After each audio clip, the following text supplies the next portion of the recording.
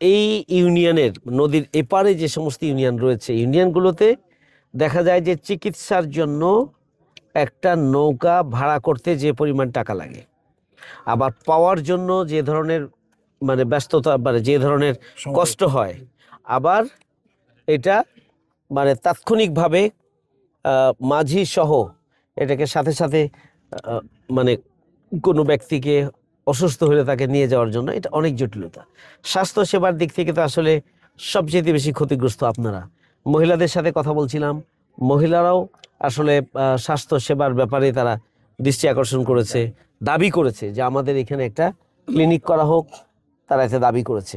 আমি আগেও এসেছিলাম, আমরা ফিল করেছিলাম যে আসলে এই এলাকার মানুষকে যদি আমরা একটা নৌ অ্যাম্বুলেন্স, আমরা বলেছি আপাতত একটা নৌকায় আমরা একটা অ্যাম্বুলেন্সের সামগ্রিক সাপোর্ট আমরা এখানে রেখেছি, অক্সিজেন থেকে শুরু করে মানে একটা অ্যাম্বুলেন্সে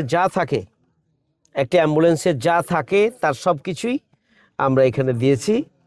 এটা একটা মোবাইল নাম্বার আপনাদেরকে দিয়ে দেওয়া হবে এবং সেই মোবাইল নাম্বারটাকে সামনে রেখে আপনি ডাক দিলেই সাথে সাথে এখান থেকে নিয়ে ওপারে দেবে। এবং যদি এমন রোগী হয় যে যার অ্যাম্বুলেন্স প্রয়োজন, আমরা নদীর ওপার থেকেও সেই আমাদের পক্ষ থেকে অ্যাম্বুলেন্স আসবে, নিয়ে হসপিটাল পর্যন্ত আমরা পৌঁছিয়ে দেব।